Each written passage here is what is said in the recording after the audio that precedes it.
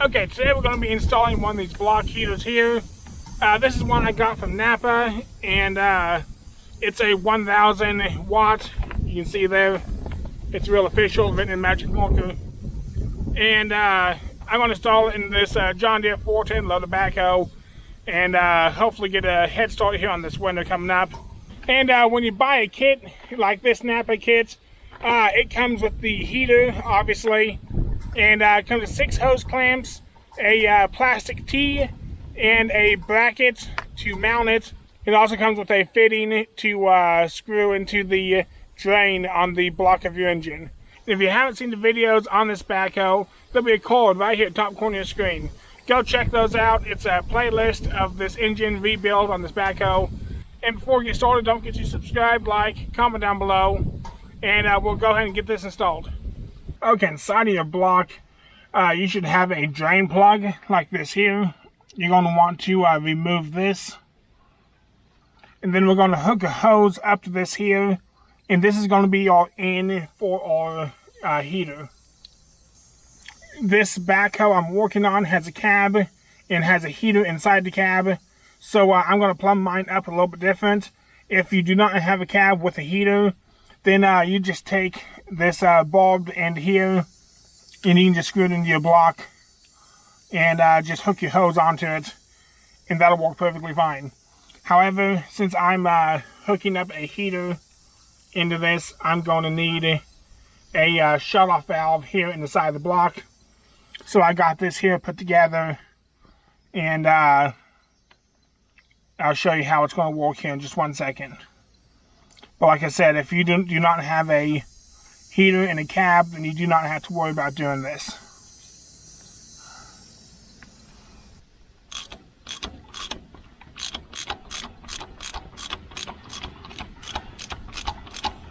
Make sure you put Teflon tape on all of your fittings. So make sure you don't have anything leaking. Okay, I'm going to go ahead and bolt my heater on, and this is the bracket that came with it. I will say this bracket's really flimsy, so it should hold up once I get my line stuff on, but it does want to bend around on me, so if it's too much of a problem, I might make another bracket here later. I had to drill out this hole in the bracket so I can get it bolted up to right here. Now, in mounting this heater, you want to make sure it is completely vertical, and you do not want it leaning to the side or anything like that. You want it to be as straight up and down as possible. If it is not perfectly straight up, then it will not circulate properly, and you will burn the pump up. Or not the pump, but the block heater.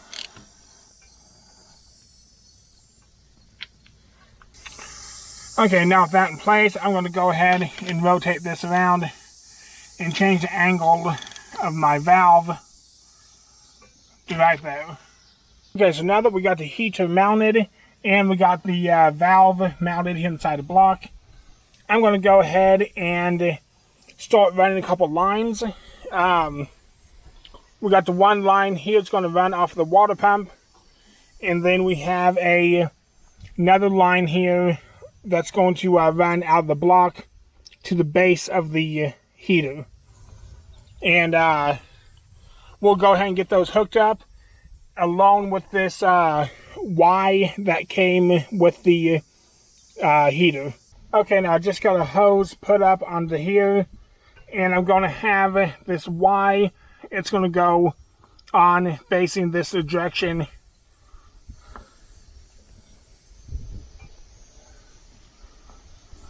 And then this heater line here is going to go onto here.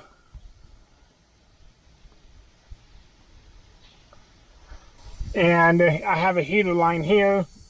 This goes to the cab, around the back of the engine, up into the cab, and it runs through the heater core.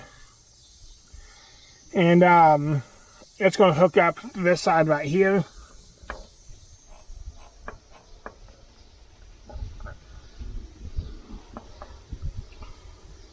And let me go ahead and get these hose clamps here tightened down, and we'll get our last hose put in place. Okay, now we just have one more hose to go.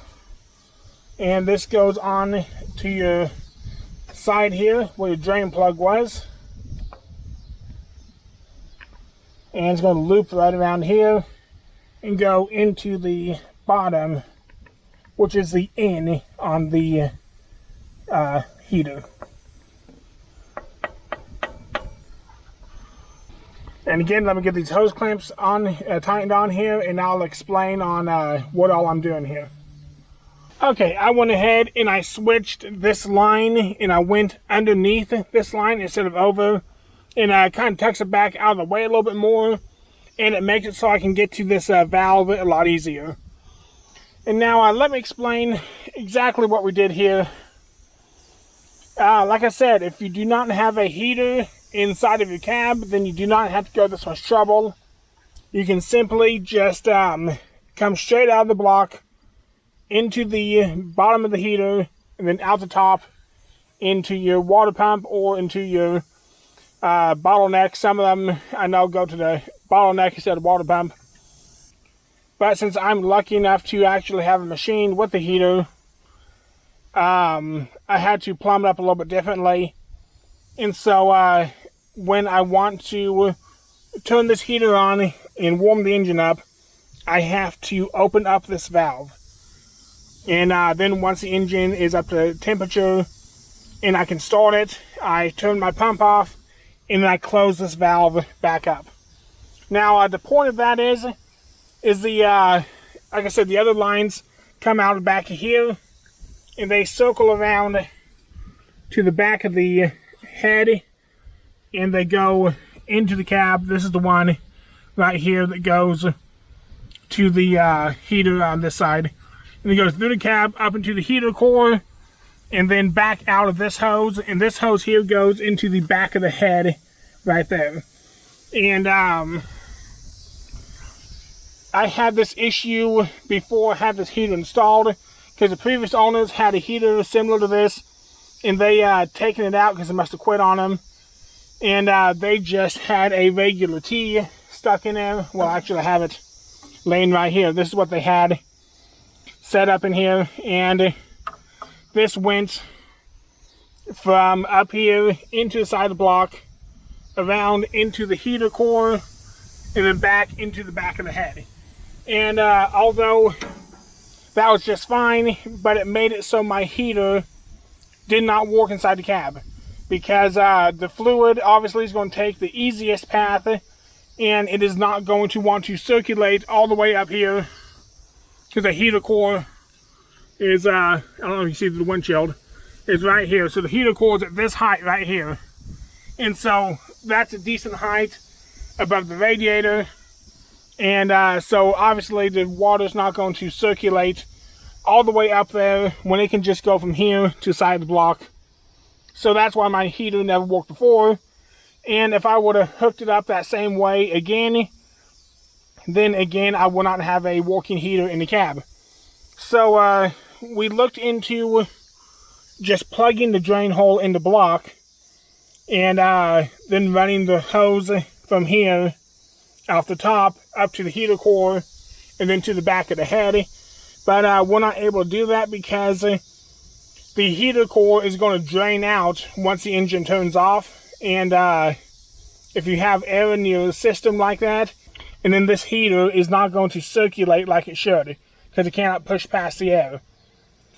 This heater is not a pump. It just works off of the hot water rising, and then when the hot water rises, it pulls the cold water in from the bottom. So it doesn't have any type of a pump in it. And we want to make sure we do not mess up this heater, because they're not overly cheap. And who wants to replace a new heater anyway? I'll put a photo up on your screen right here. And this is a photo I found of hooking one of these up in a John Deere backhoe. And that is without the heater in the cab. So you can see how simple that is if you want to go that route. So I guess this is going to do it here for right now. It seems kind of crazy putting one of these heaters in when we were so hot today. I think the field like temperature was like 104 or something like that. But I just kind of wanted to just get this put in while I was already redoing these lines and getting everything plumbed up. Like I said earlier in the video, if you have not seen my series of rebuilding this backhoe engine, there'll be a tag up here top corner of your screen. Be sure to go check that out. And be sure to subscribe, like, and comment down below. I'd like to hear what you guys have to say. And that's going to do it here for right now. See you next week.